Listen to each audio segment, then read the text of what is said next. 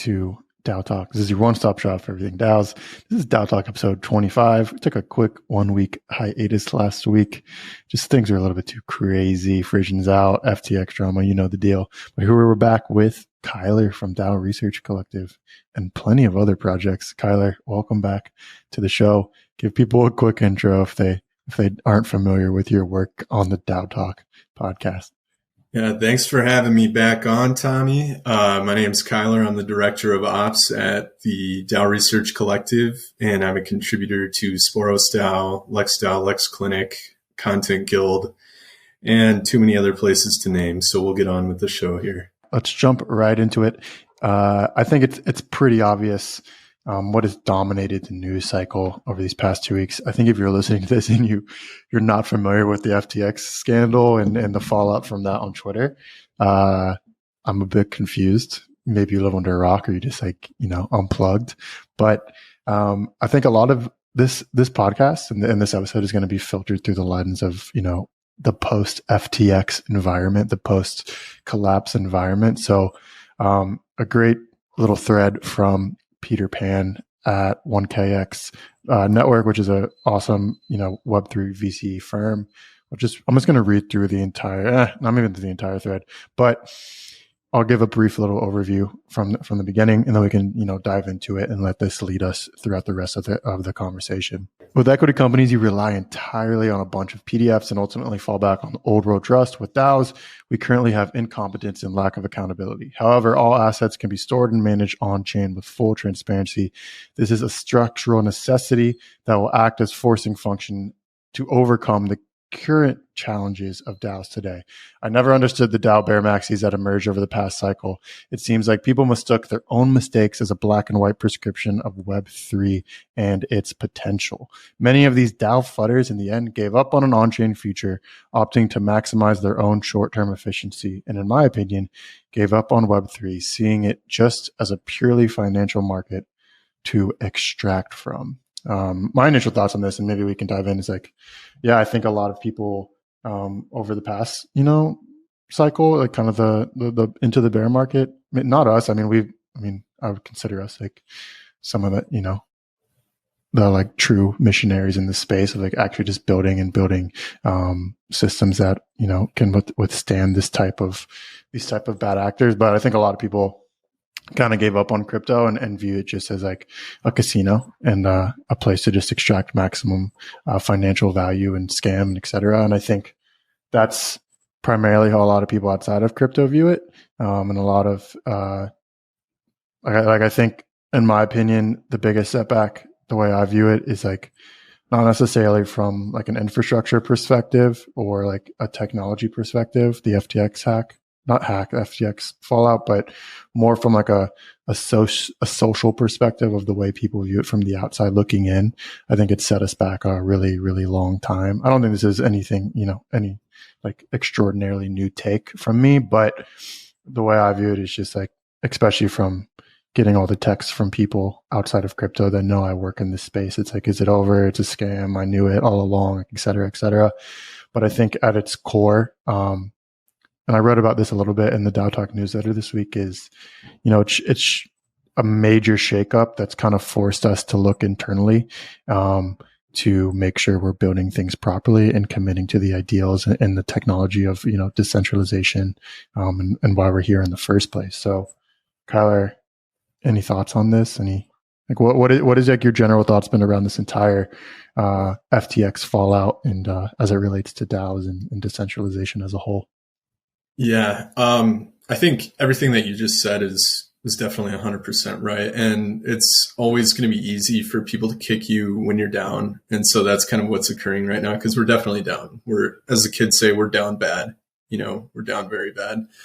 But the thing is, it's going to hurt for a while. People are saying that this is a big black eye on crypto. This is more than a black eye. This is a torn ACL. And we're basically on the injured reserve until further notice. But the good thing is that, like you said before, there are definitely still people that are dedicated to true DeFi. And they're going to continue building, and they're going to build quietly and effectively. And that's the best way to build. So although this is painful, in my mind, it's actually good for the industry because the removal of CeFi masquerading as DeFi, in my mind, I see it as the removal of like a tumor from the Web3 body. And so in the long run, I think it's going to be good to shake out the dead weight, and like in this Twitter thread here, when he was saying he didn't understand the DAO bear maxis that emerged, they mistook their own mistakes as black and white prescription of Web3. Like, I definitely agree with that. And I think that's a weak mindset, but it's a mindset that a lot of people have. And I remember this $10 word that I learned in English in like 8th grade. It's called phenomenological absolutism. And it's where when something happens to you, you assume that everybody else feels that same way. So these guys, they came into DAOs and into DeFi for the wrong reasons. They thought they were going to make a quick buck and, buy a 10-person house in the Bahamas, like a certain someone. And of course it didn't pan out that way. And, then they're like, well, crypto's a scam. It's just a big casino. And maybe that was true for them because they were playing it like it was a scam in a casino, but it doesn't automatically make it true for everyone else. So, overall, it's going to hurt for a while.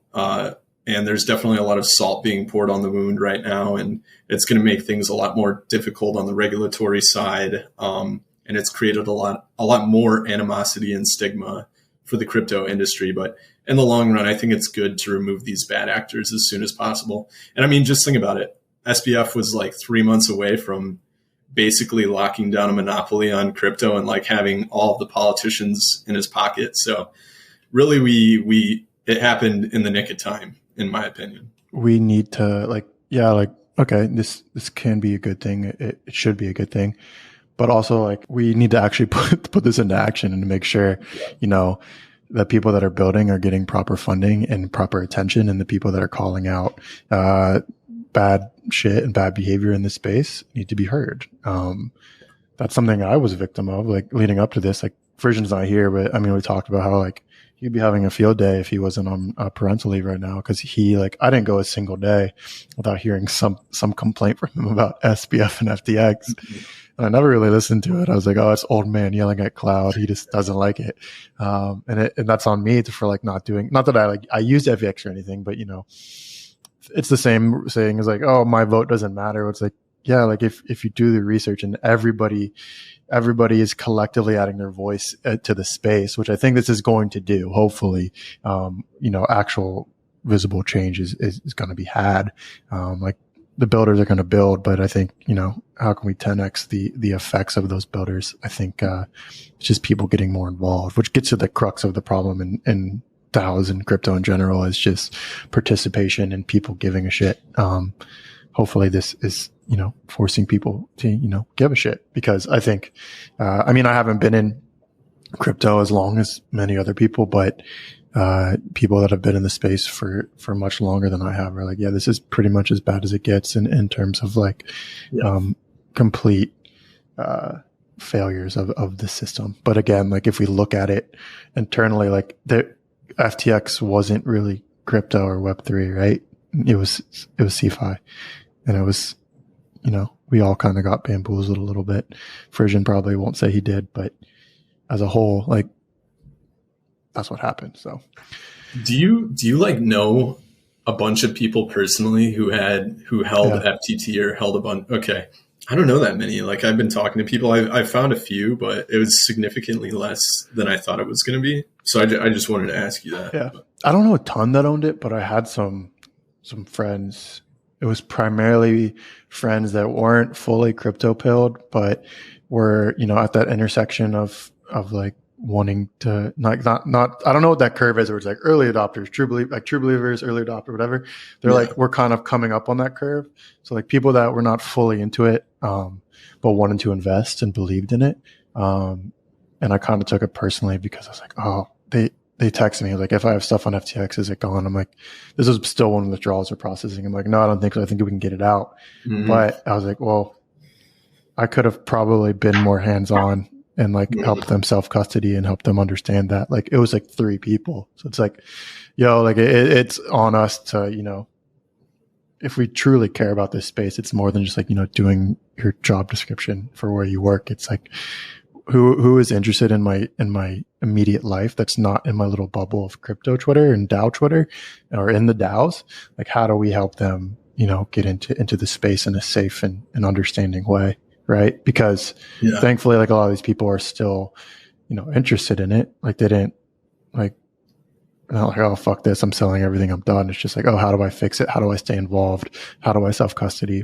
And I've used it as it's an opportunity to kind of onboard them into creating, more safe, sustainable ways to interact with the space. So, but it's good that they didn't give up on it completely, because the people that I knew that did have assets on FTX, or they were holding FTT, I think they're gone for good, to be honest. Or, maybe they'll jump back in if and when there's mass adoption in like a 10-year cycle or something. But it sucks because those are the fence sitters, right? They were kind of testing the water. And then if, the water freezes around their foot, they're not going to want to go swimming in that hole again. And so it's just it's really shitty, man. Like, FTX was so cancerous in my mind. Like, if you look at the way that they went and they picked up BlackFi, but made them hold FTT, to like prop up the value. And I mean, BlackFi should have died with 3AC. They were CFI too, but it got everybody's hopes up again because, FTX is buying out BlackFi. They're going to save BlackFi. And then people jump back into BlackFi, and now it's underwater again, right? And it honestly never should have been saved to begin with. But they did that to so many companies. Like, I don't know if you saw that chart of like the 134 some subsidiaries that FTX had. And like, man, it's literally like a virus. Like, FTX just had its little tendrils and everything.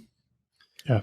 I don't think we're going to see a lot of the like secondhand effects from all of this for a good amount of time. But tweet from Dan Will about the post FTX macro environment. There will be increased pressure on DAO service providers to structure risk mitigated commercial agreements, tier-based pay, performance incentives, clawback agreements, termination clauses, etc. Big opportunity to do this on chain, like we know we should. And again, this is just like highlighting there is this massive opportunity, right? Like to bring it back, like not being in previous cycles, but a lot of the OGs who have been in this space are like, it's a very different feel around the space right now. Like, yeah, everybody's really upset and this is not great, but this is like, we're all still here, right? A lot of the people or everyone is still here. Like, there is real adoption in DeFi. The DeFi protocols are not failing. They did not fail. The DEXs did not fail, right?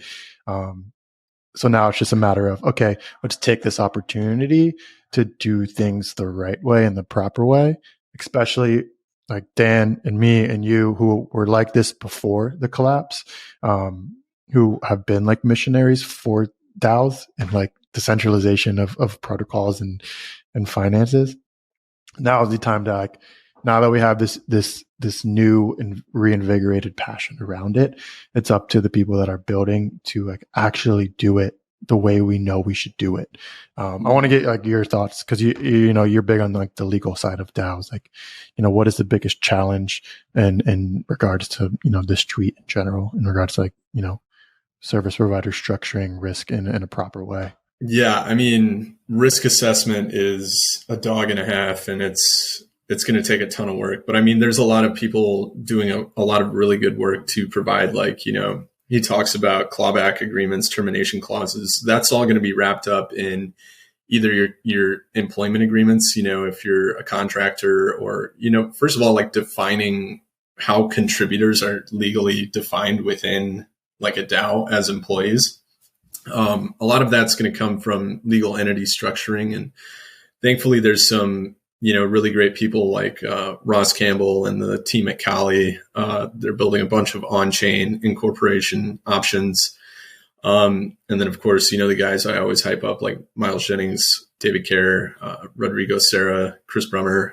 They're doing tons and tons of research into legal entity structuring. And so, I mean, there's a ton of people doing the work, and I know that their hearts are in the right places and that they're trying to build like true DeFi. They're DeFi purists, and that gives me a lot of confidence in the space. But it's not going to be easy by any means. We are taking something that's completely nascent, this new field of DAOs, and trying to get it to work with this. I won't say ancient, but like very old legacy corpo traditions, and we have to find some sort of semblance of balance between those to get a working model for DAOs.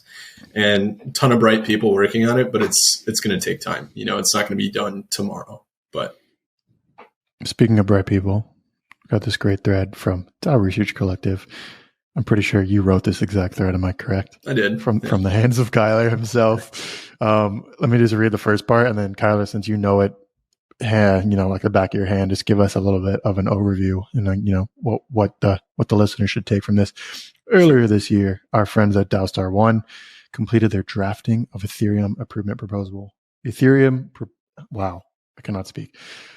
Earlier this year, our friends at DAO Star One completed their drafting of Ethereum improvement proposal, EIP 4824, common interfaces for DAOs. What's in this proposal and why is it important for DAO contributors and builders alike? Let's take a look. So Kyler, let's take a look. Give us, a 2 to 3 minute overview of what we should care about and why it's important. Yeah. So EIP 4824 is essentially, it sets API standards for DAOs. So, there are tons and tons of DAO developers and builders, that have created their own ways to interact with Solidity and Ethereum improvement proposals. And so there's not a ton of interoperability, and there's tons of patterns, but they don't always line up. So the objective of this improvement proposal, which is backwards compatible and which can be adapted by pretty much any DAO operating on the Ethereum blockchain, is to just set standards. So it's saying, let's define contributors all in the same way. Let's define proposals in the same way. And I'm not a huge computer science guy, so I did my best to understand this and put it into DAO form, but it just sets standard bits of code that any DAO can implement so that when we're performing audits on the industry, this information is easy to access, easy to understand. It's cohesive. It's explainable. So this is really just about, standardizing the code that exists behind DAOs. Essentially, it's just about making things more regular so that we move cohesively, step in step with each other. And I think it's a really cool proposal. I hope that more DAOs start to adopt it. Like I said, it's backwards compatible, but I just think it would be really beneficial to the industry to, this is how we can come to consensus definitions of what a DAO is and, who the contributors are in a DAO, who the development teams are. So I wish I was more of a computer science guy. It was definitely easier to explain when I had, a bunch of time and I was just writing line by line on this thread. But if you want to learn more about it, a deeper aspect than just my incoherent rambling on DAO Talk, definitely take a look at the thread, and then the actual proposal is linked at the end of it. And that's where you'll get the real information from the horse's mouth itself. Yeah, definitely go check this out.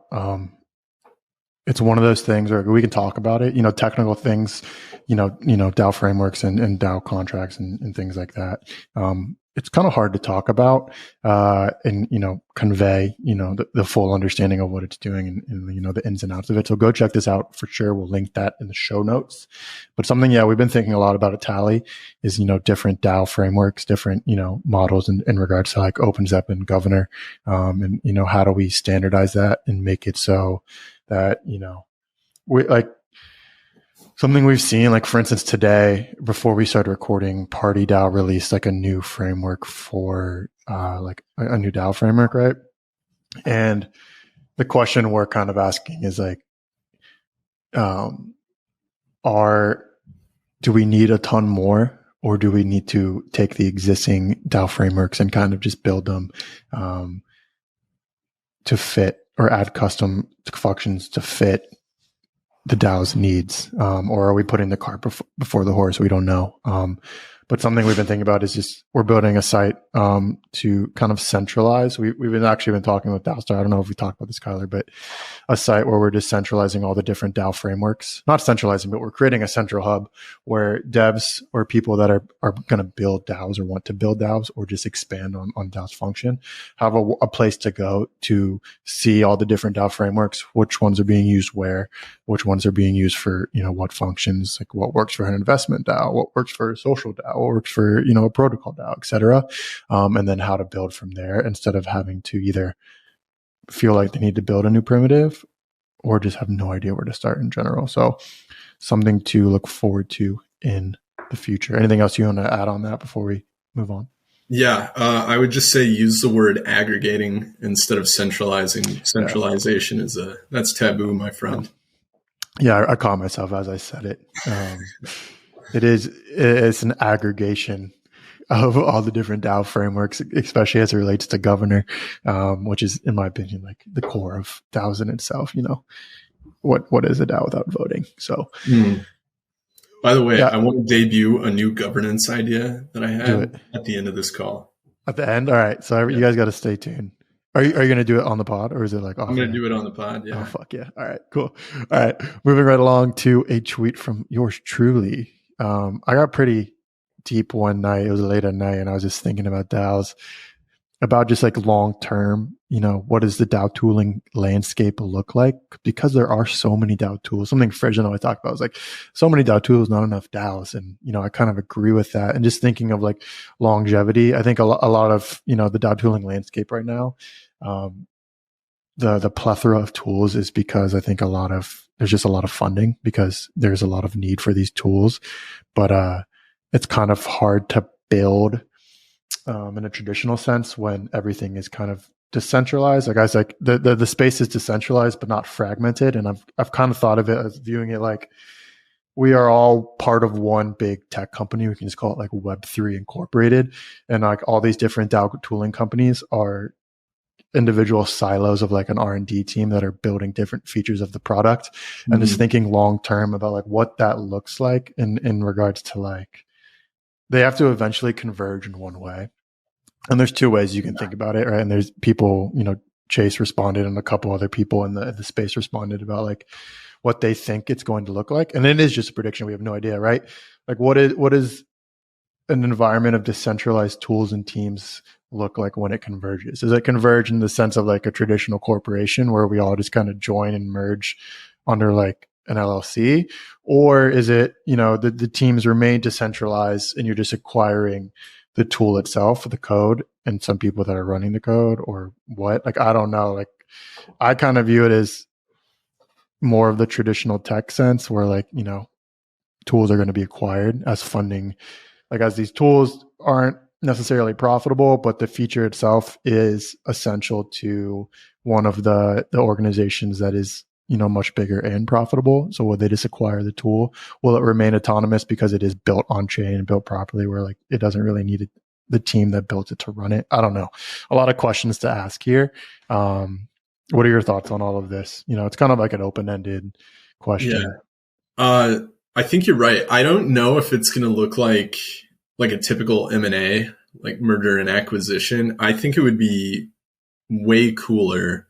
Like, this is just me thinking out loud, but I would love to see it happen in like a more crypto-esque way. Instead of being like a typical M&A, I would love to see people just start open sourcing things. Like, let's just give everybody the tools that we have and let's all just build this space together. Like, we have the opportunity to do this without all of the red tape of like classical industrialism. And I think we should take full advantage of that. Is that kind of idyllic? Yeah. I mean, are people going to try to make money and like control their proprietary information? Definitely. But I think it would be really cool if like, instead of conforming ourselves to history, we try to do something new and just build this entire industry into what it is definitely capable of being. And then we worry about all the M&A stuff on the backside. But I think right now it's important to just, if you're building something that can benefit the entire industry, like, please open source that and give other people the chance to work with that tool. And let's just see what we can build, Yeah, I think like this kind of just popped into my head. It's going to put a lot of like onus on the firms that are investing in these protocols and in these DAOs to be really intentional about what you just said. And I think that's important to understand from like, if you are a DAO that's looking for funding, like, especially as like the FTX drama, you know, and Fallout, like it's important to like not just take money because someone's offering you money. It's important to like make sure that, you know, if you're taking VC money, that they are aligned with your long-term goals. Something that like Peter Pan, the first thread we read from 1KX is doing a lot of really good work in that sense. I think you're right. Like ideally, that's the way I would like to see it play out. And I think a lot of people push back on the way I tweeted this because I did lean more towards like the traditional M&A, just because that's like, you know, what makes the most sense if I think about it. Like, oh, how is this actually going to play out? Ideally, like you would like it to play out in a decentralized manner, but like I don't even know what that looks like, right? Like I think we're 2 or 3, 4+ years from that even happening. Like the space has to mature, but it's kind of exciting. Like if you're not watching this, we're looking at a DAO tooling graphic that like I'm sure you've seen on Twitter. There's like 60 tools all across the graphic, and it's just like a lot of these aren't going to survive, you know, in the sense that people would probably hope they would. I sent you a Twitter DM when you pulled up your own tweet here, and I need you to go look at what that Twitter DM is and then probably show the good people. Because this is how I picture you reacting when you show your own tweet on DAO Talk. It's a picture of Hermione Granger with like 2006 like Comic Sans rainbow style word art. It says OMG, a hit tweet. Yeah, that's literally the little voice inside my head. So I love it. All right. Moving along, a little tweet about the state of, you know, just Twitter in general, or like the space in general following FTX. Safe saw $800 million inflow, Ledger sales all-time high, Trezor sales up 300%. Zengo, I don't know what Zengo is. It's a wallet, triple-digit growth. The flight to self-custody is here. So yeah, I mean, I've seen a lot of talk around like self-custodying and people running towards that. Like I said, the 3 people that had issues with FTX didn't even really understand what self-custodying was. So it's important to, I mean, if you're listening to this, you know, you should be fucking self-custodying your funds. If you weren't before this, you definitely should be now. I mean, it's pretty simple. Thoughts? Another thing I want to touch on here, like outside of self-custody, like at the protocol level, I know that Chainlink has built out a proof of reserves like system that allows you to view live the proof of reserves that are on chain. And I think that like I can't do it because I'm not a computer science guy, but somebody should build that out as an EIP that's backwards compatible, and every exchange should start utilizing that. Like we should have live time proof of reserves. Why would we not? If we're capable of doing it, like that's the whole ethos of decentralization and blockchain tech. It's all supposed to be immutable and viewable, right? So let's make it viewable in live time so people can see if like you're cross collateralizing and lending out user money and stuff. Like people will be able to see that without having to jump through the hoops of like, you know, going on a block explorer and looking for themselves, which a lot of people aren't capable of. So I didn't really know a lot about this proof of reserves protocol or system, whatever it is, until the whole FTX thing happened. But after seeing it and after the last, you know, week and a half of anarchy, I definitely think that it's something that should see rapid mass adoption in the industry. 100%.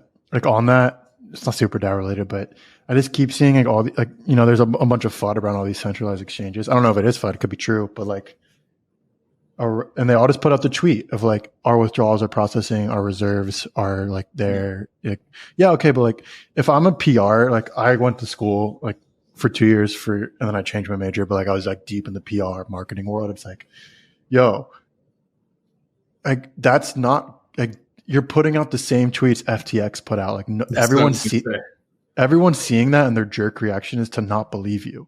Yeah. So like like show up or shut up. Like, you know, like put up. What did Sam say? He's like all the I don't even know how to say that word. I think it's like a Hebrew word, but it's shibboleth. We have to say all the shibboleth that make people like us. First of all, did you read that Vox article? Yeah, it's fucking insane. Of him just telling on himself in her DMs. Who the hell does that? Like, dude, you're under investigation by the SEC and the Department of Justice. Like, you are a maniac, and you suck at League of Legends. I hope you hear this, Sam. I honestly do think Sam is a very avid listener of DAO Talk. So most people are, or they should be. Exactly. All right, let's end on some news from Safe, previously Gnosis Safe. They spun out as a DAO a few months ago. They had a really a big vote around transferability of the Safe token, which basically means it would be able to be transferred to other addresses. It would be able to be sold. It's kind of like the financialization of the governance token, something we talk about a lot on DAO Talk. It was initially, the proposal was initiated. It wasn't a proposal. It was a snapshot vote. It was initiated before the FTX drama. And it was a pretty close vote at that time. It was 50.94% to enable transferability, and then 49.06% to make no change to transferability. Following all the drama, it was pretty, it swung pretty heavily towards make no changes, 50-ish, 51.6% to 48%, which doesn't seem like a lot, but it is. And the vote went through. And I mean, it is the sentiment vote. It hasn't been executed on chain yet, but the DAO voted to make the token not transferable, which is a pretty big deal.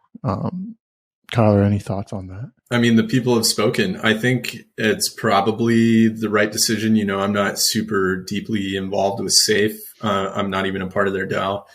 But I think there definitely would have been security concerns if they had made it transferable. I would have to do a much deeper dive to actually say that with confidence. But I don't know. I'm not a huge fan of like voting delegation.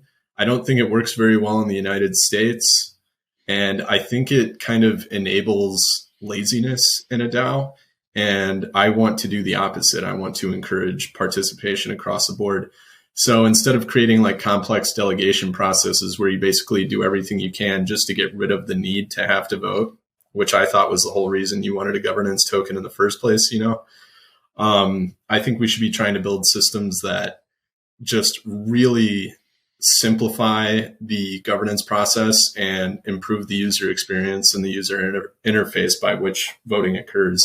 And I know Tally is working really hard on a bunch of stuff like that, and a bunch of other cool protocols are working on that.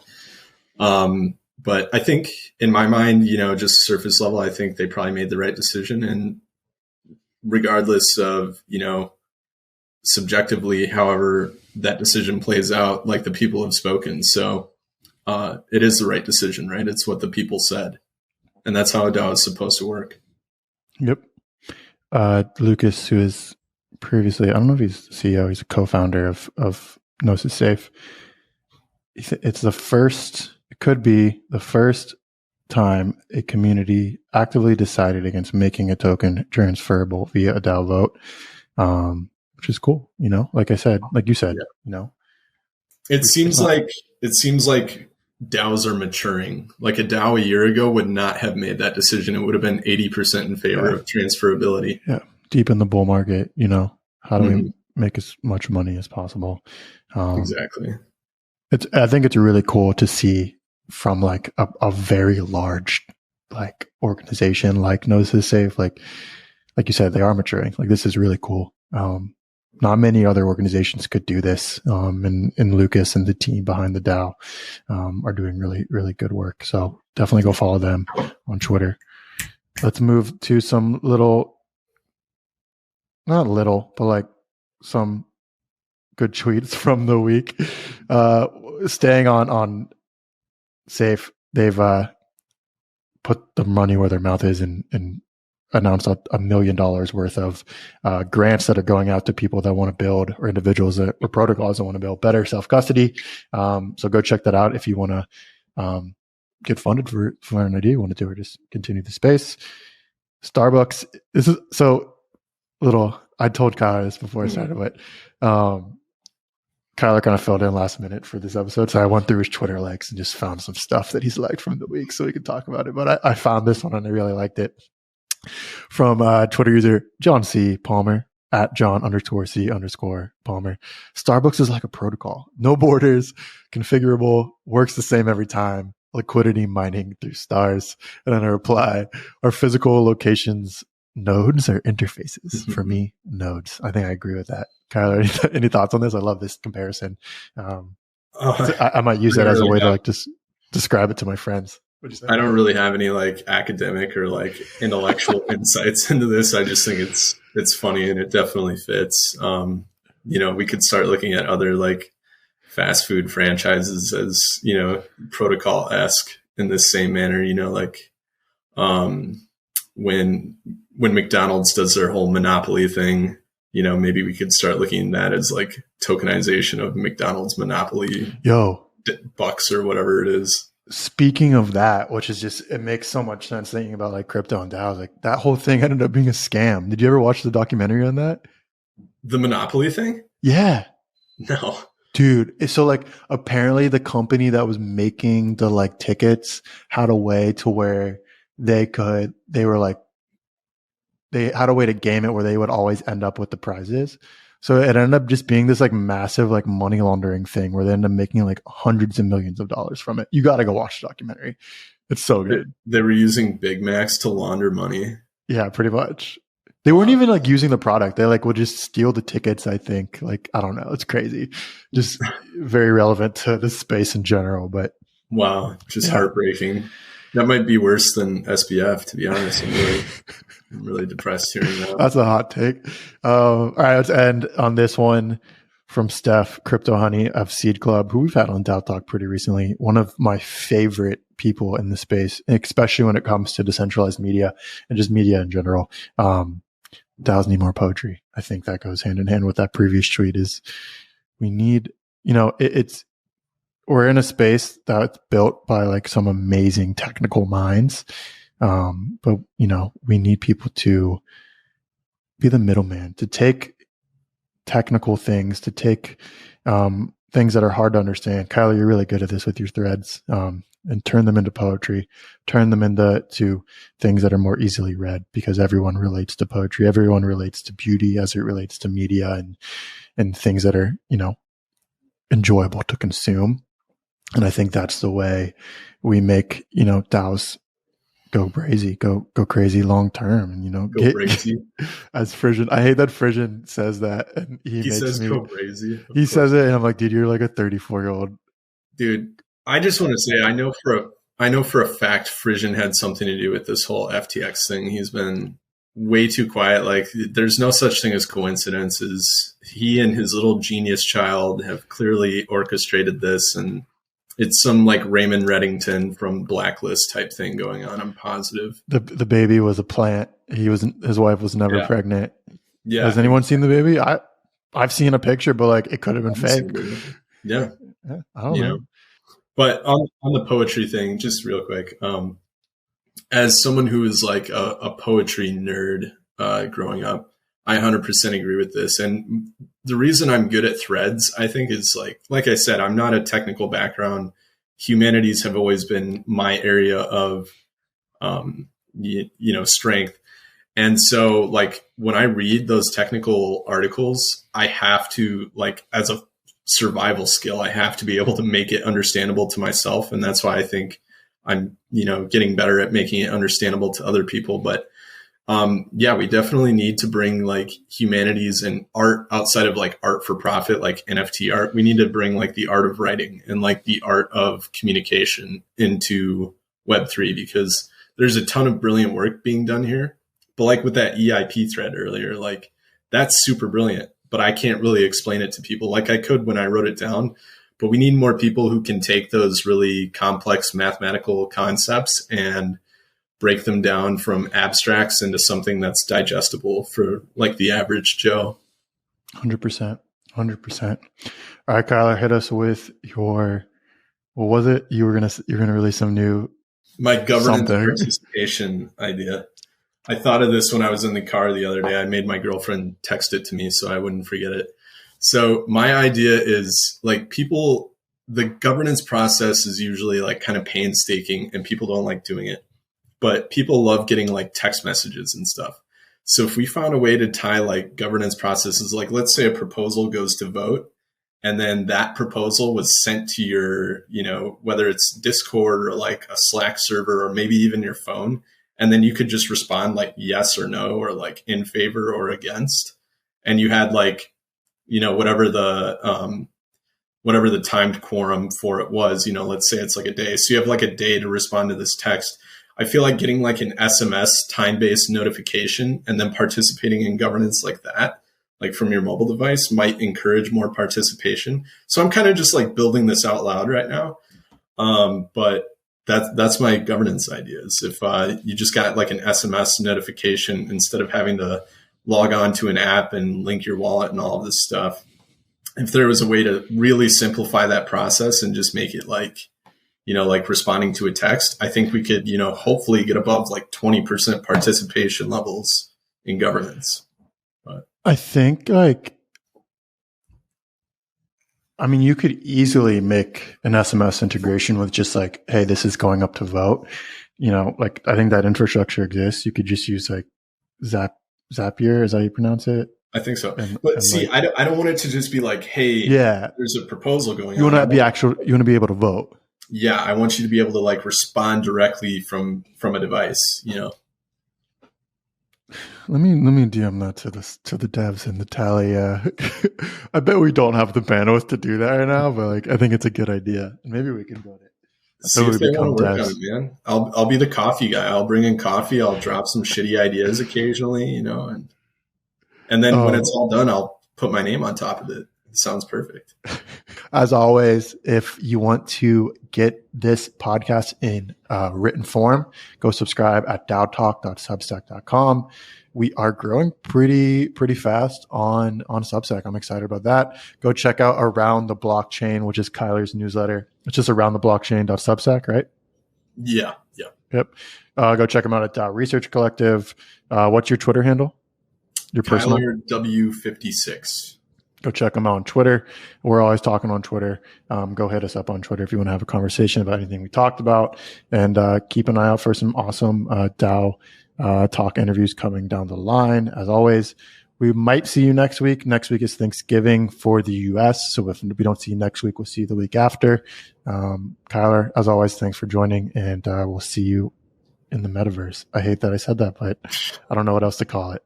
Thanks for having me, man. Peace.